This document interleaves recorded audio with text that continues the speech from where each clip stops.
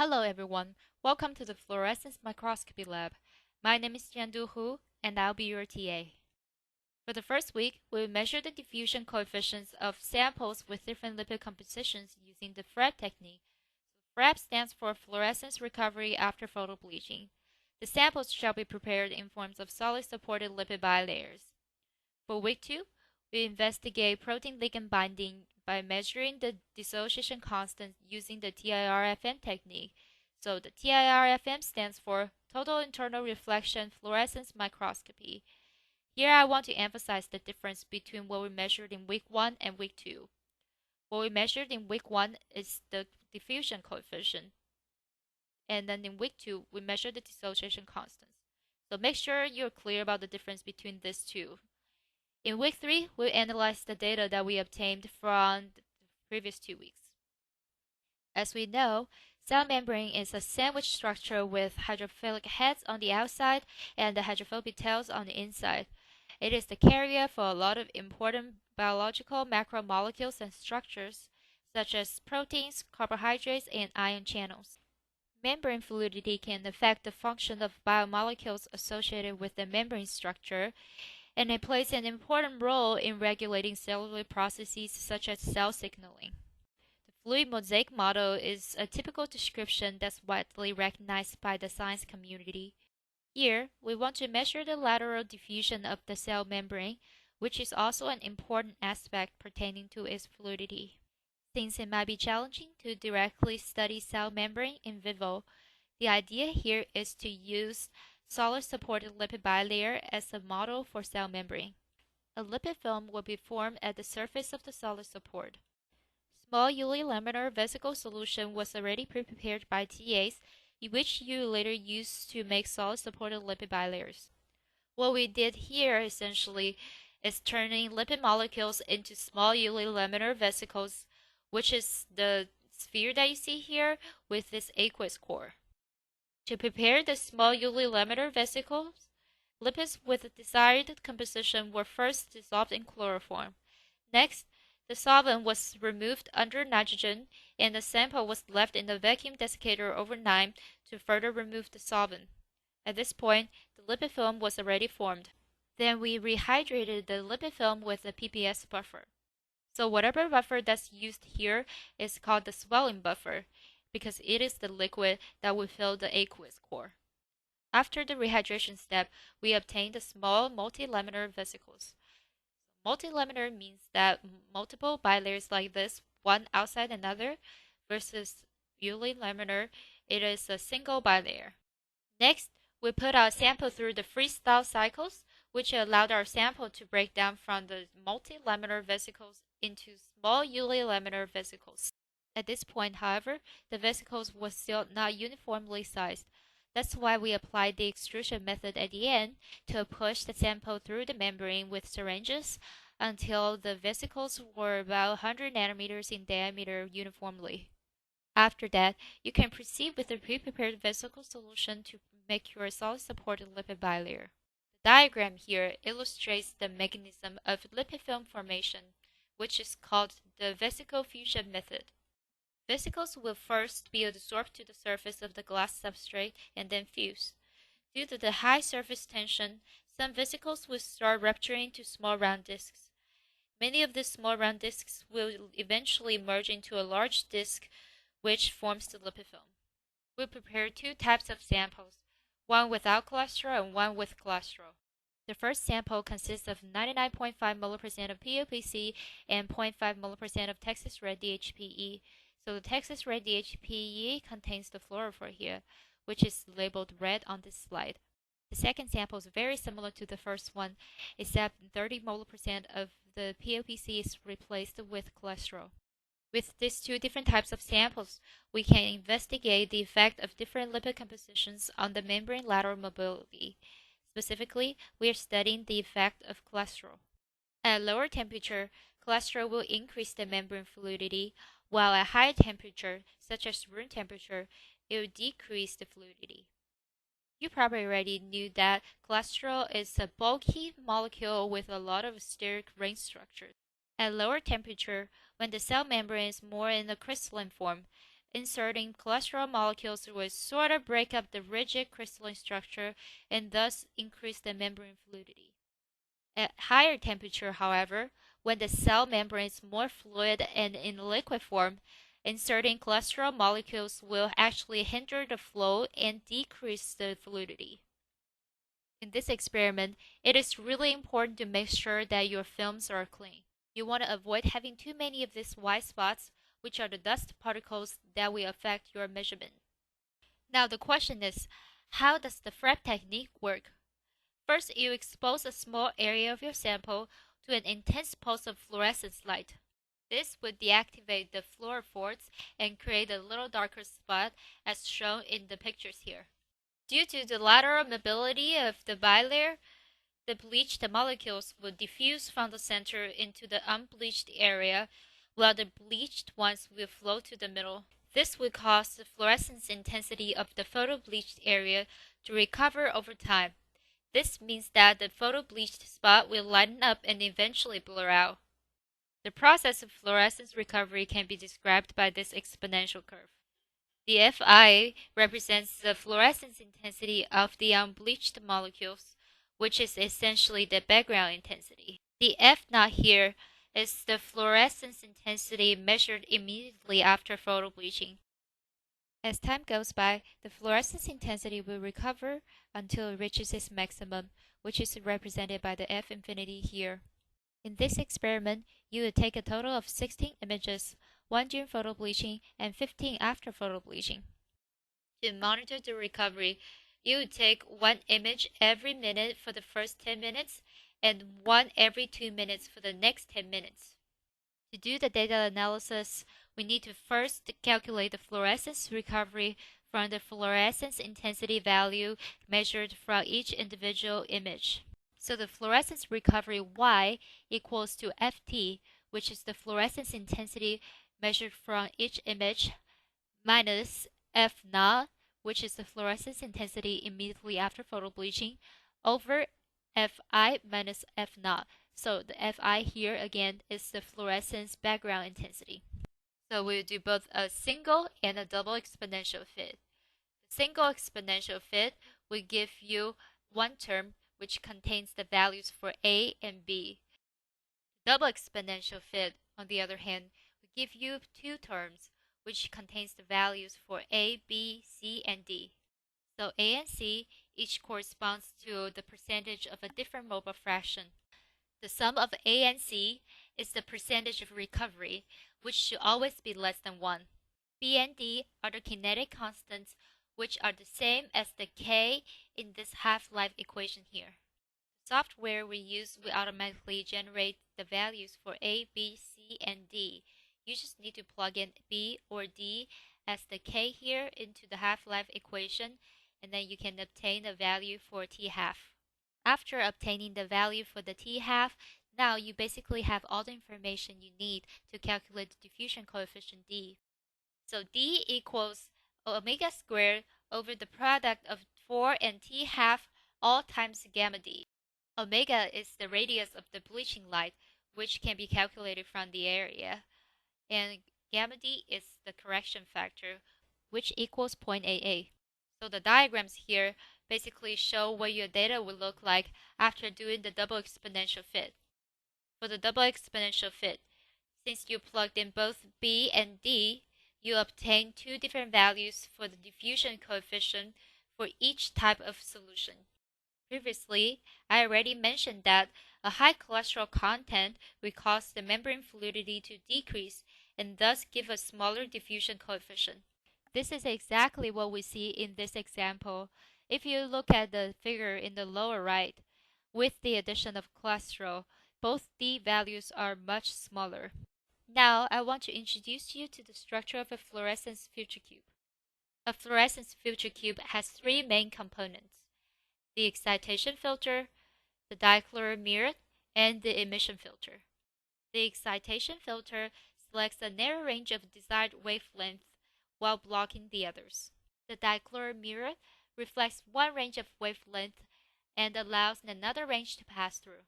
So in this case, the incoming light is reflected by the dichloromirror, which is later focused by the objective onto the sample.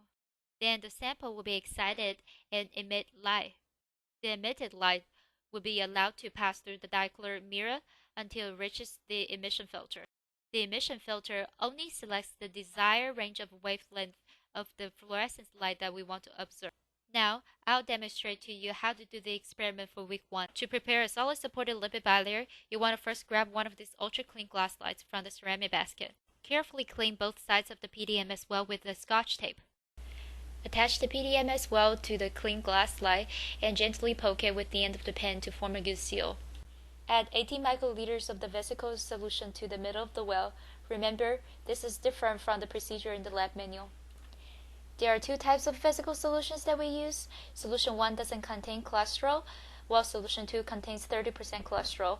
I typically ask students to make 2 copies of each solution. Next, we leave our sample to incubate for 20 minutes. This will allow the lipid film to form. Now, take the sample to the sink and rinse it with the PBS buffer for 30 seconds to a minute. The purpose of this step is to rinse away the bulk solution that might affect our measurement. Remember not to point directly at the hole to avoid damaging the lipid film. Instead, start from the upper left corner. After that, take the sample to the bench.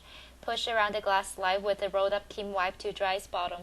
Also, dry the edge of the slide and the edge of the well. Take another glass slide and set it on top of the PDMS well to form a sandwich.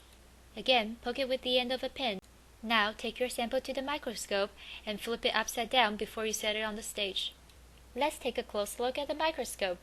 In this experiment, instead of using the eyepieces, we directly look at images taken by the CDC camera on the computer screen. There are 4 objective lenses on this microscope: 4 times, 10 times, 40 times, and 100 times. But we're not using the 100 times one in the back. We use 4 times for focusing under white light, 10 times for measurement, and 40 times for photo bleaching. Remember, when switching between lenses, use the revolving nose piece instead of directly grabbing the lens itself. To the left of the microscope, we had the ND filters. Instead of using the ND4 filter as instructed by the lab manual, we used the NDA filter for our experiment.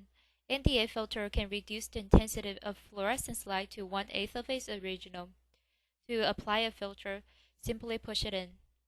The diaphragm is located to the right of the microscope. Applying the diaphragm can create a smaller field of view on the sample, exactly opposite to how you will apply an ND filter. You need to pull out the diaphragm in order to apply it.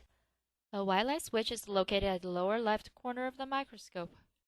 To the left, we also have a coarse and a fine knob that can control the stage to move up and down. To the right, we have one knob that brings the stage forward and backward, and another one that moves the stage left and right. We can open the shutter to apply fluorescence light to our sample.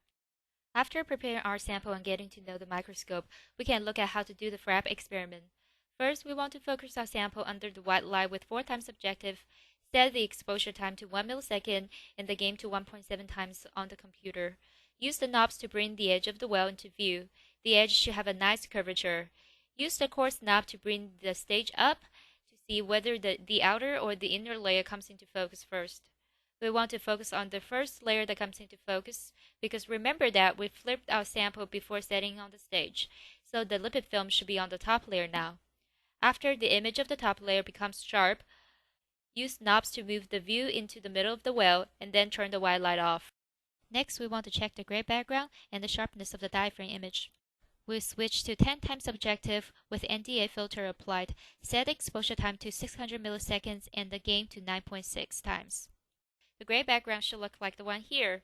If the gray background looks too bright, that means the sample wasn't sufficiently rinsed with the PBS buffer, and there's still a lot of remaining bulk solution.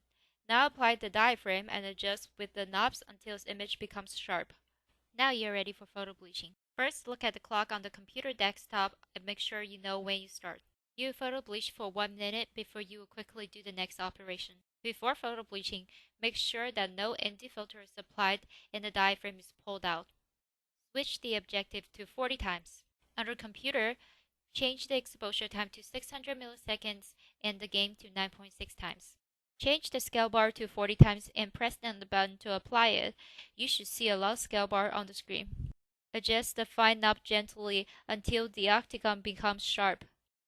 After photo bleaching, you want to do the following procedures as quick as possible because we're trying to approximate the time equals 0 here. Quickly close the shutter. Switch to 10 times objective. Push in both the NDA filter and the diaphragm quickly. The exposure time and the gain should be kept the same. Change the scale bar to 10 times. You should see a short scale bar appearing on the screen. Now reopen the shutter to take the first measurement. You should see a little dark spot on the gray background. For the next measurement, you only need to open the shutter, click Auto, then close the shutter. Make sure you see the image in the timeline at the bottom of the screen before closing the shutter. Continue doing so until you have all 15 measurements. The data should be automatically saved. Now photo bleach and take measurements for solution 2 following the same procedures. Congrats, you're done for week 1. Now, let's talk about week 2 for this experiment. The objective of this experiment is to determine the dissociation constant of antigen-antibody binding using the TIRFM technique. We'll prepare antibody solutions at different concentrations and investigate the effect of antibody concentration on the dissociation constant. The vesicle solution for preparing the lipid bilayer also contains the POPC like the ones from week 1. In our experiment, we use biotin as the antigen and antibiotin as the antibody. So the antigen will be incorporated into the bilayer as biotin-capped DPPE, and the antibody is labeled with the fluorophore Texas red. The Texas red labeled antibiotin can bind to the biotin on the surface of the bilayer. We know that binding is an equilibrium process. This means that dissociation is also occurring, and we can measure the dissociation constant. The physical basis of antigen-antibody binding can be described by the mu isotherm. On this diagram, P is the free antibody, L is the free antigen, and PL is their bound complex. In this model, Fp over F infinity equals the concentration of PL over the concentration of L total. Fp is the fluorescence intensity from the antibody, and F infinity is the maximum fluorescence intensity. Since only when the antibody is bound to the antigen it can fluoresce, Fp is directly related to the concentration of the bond complex, PL. The maximum fluorescence intensity is limited by the total number of binding sites on the surface, which is represented by the L total here. Next, the total concentration of antigen, L total, can be broken down into two parts. The concentration of the free antigen, which is represented by L, and the concentration of its bound form, PL. We know that the association constant can be written as products over reactants. In this case, we have PL over P times L, and the dissociation constant is the reciprocal of the association constant. Through some simple mathematical transformation, we can obtain the final equation Fp over F infinity equals P over the sum of Kd and P. You can see later that this equation is used as a term in our binding equation. Now, let's switch the gear to look at how TIRFM operates. Let me explain to you the condition under which total internal reflection can occur.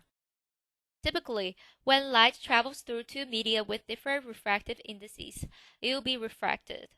However, if the incident angle is as large as the critical angle, the outgoing light will travel parallel to the interface between the two media. This critical angle can be calculated from the Snell's law. Knowing the refractive indices of the two media, N1 and N2, we can plug in 90 degrees for theta 2. This will give us theta 1, which is the critical angle. When the incident angle is higher than the critical angle, total internal reflection will occur instead of refraction. Total internal reflection can generate an evanescence field, which is also an electromagnetic field. The evanescence field decays exponentially as a function of distance in the z direction. This field will provide the energy to activate the fluorophores, which become fluorescing under the microscope. That's why the technique is called total internal reflection fluorescence microscopy. In our setup, a laser is passed through a prism and it will be refracted first. We'll apply the immersion oil to match the refractive indices between the prism and the glass substrate. Therefore, the light will treat these two media as the same and travels straight through them until it hits the interface between the protein solution and the glass substrate. Remember that these two media don't have the same refractive indices. Since the incident angle is set up to be higher than the critical angle, the light beam will be reflected through the TIR mechanism. Total internal reflection will generate an evanescence field that's considered effective only within 100 nanometers, and that's why only the fluorophores within 100 nanometers will be activated. We can use the numbers of fluorescent molecules as an approximation for the number of bound molecules. TIRFM is a surface-associated technique that only probes the near-surface fluorescence.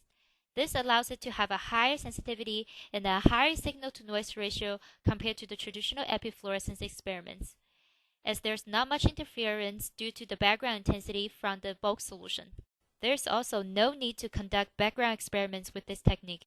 The only thing we do for the background calibration is to fit a background term, why not, in our binding equation. We will do a series of dilutions to prepare antibody solutions with 6 different concentrations: 0.1, 0.2, 0.3, 0.5, 1, and 2. This solution should have a final volume of 100 microliters, and the stock solution has a concentration of 2 micromolar. Prior to the experiment, I typically ask students to calculate the volume of antibody in stock needed in each dilution. Here I'll just show you the chart. We know C1V1 equals C2V2, so C1 equals 2 micromolar here, and C2 is 0.1, 0.2, so whatever concentration that you're going for, and V2 is 100 microliters, so you're solving for V1 here. To fit the data, we use the binding equation here. The computer will output 4 terms for you. The first term, why not, is the fluorescence background intensity.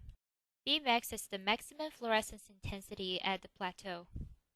Kd is the dissociation constant, and Cx is a correction term. It is correcting for the discrepancies produced by using the number of fluorescing molecules as an approximation for the number of bound molecules. All fluorophores within 100 nanometers will be fluorescing, but this doesn't necessarily mean that these antibody molecules are actually all bound. The middle term of this binding equation resembles the equation from the Lamiel isotherm. Because the dataset only contains very few data points, we often will have trouble fitting the curve. To solve this, we can initialize some values to give the program a hint. For example, we often use the y value at the plateau to approximate b. In this graph, b is at about 250. We can approximate the dissociation constant Kd with the x value at half b. b is about 250, so half b is 125. The x value at half b is close to 0.1, so we can approximate Kd as 0.1 here. It is also possible to determine the thermodynamics of binding from the dissociation constant given by the computer output. So delta G equals negative RT times the natural log of Kd. If you plug in Kd and obtain the positive delta G, that means the dissociation process is non-spontaneous and the binding is spontaneous. If you plug in Kd, the spontaneity determined from the Gibbs free energy will be relative to the dissociation process. If you plug in Ka, however, it will be relative to the association process. Make clear in your report about which case you are talking about. Now let's take a look at how to do experiment 2. Similar to week 1, you take one of these clean glass slides, then clean your PDMS well with Scotch tape and attach it to the clean glass slide. Poke it with the end of the pen to form a good seal. Again, add 18 microliters of the vesicle solution. Because the vesicle solution for week 2 does not contain Texas red, it appears transparent instead of pink. In total, you prepare 6 solid supported lipid bilayers, each 5 minutes apart from the others. Incubate each sample for 20 minutes and write down the starting time.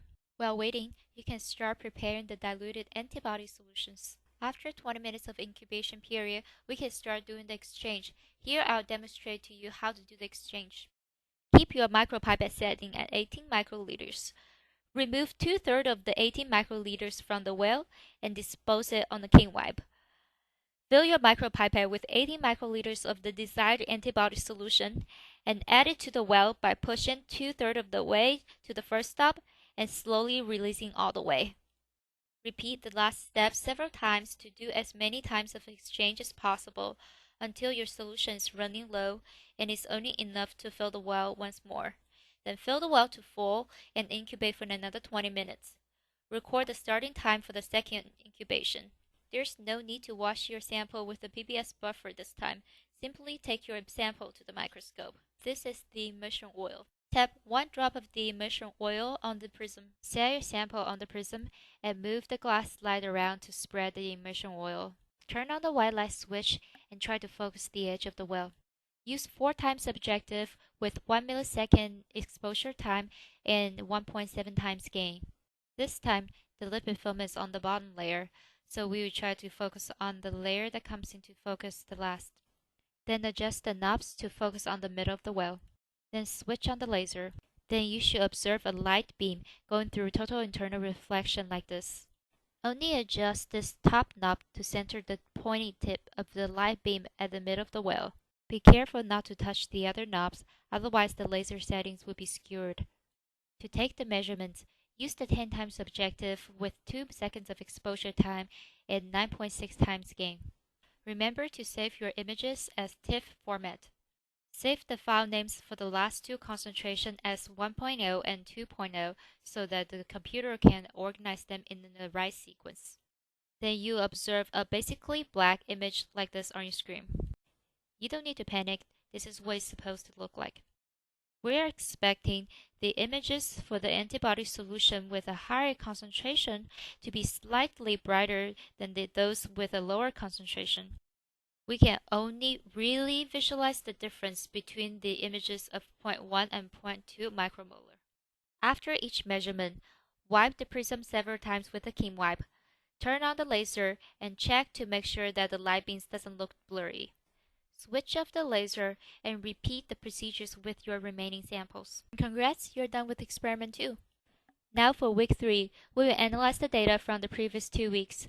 Earlier in this video, I already lectured the theoretical aspect of data analysis. You can go back to the slides and review them. Now I will focus more on the practical aspect, like how to use the softwares. As general instructions, use the angle bracket keys to switch between images. Select shapes such as line, oval, and rectangle from the toolbar. So here I'm showing what a toolbar would look like. Really important, you need to pay attention to the cursor status. When the cursor looks like an arrow, you can move the object around. If it is a cross, that means make a new shape. Wherever the cursor is across, this can be dangerous, because this means that you can accidentally click away the circle that you just made, and you have to start all over again. When the cursor looks like a hand, you can adjust the size of the object. To take a measurement, press Ctrl M. If you want to clear any results, first highlight the data and right-click on it, then choose Clear. You can refer to the numbering of each image at the upper left corner of your window. Let's look at the analysis for week 1. First, you want to check the timestamps of your image files and delete any duplicate or unnecessary copy.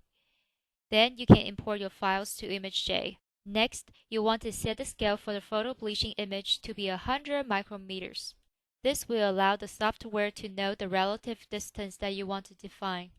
Calibrate the area of photo bleaching by drawing an inscribed circle inside the octagon. This is the area that we actually want to match later for our measurement photos. We want to calibrate the area with the octagon because it's much more defined than a small dark spot.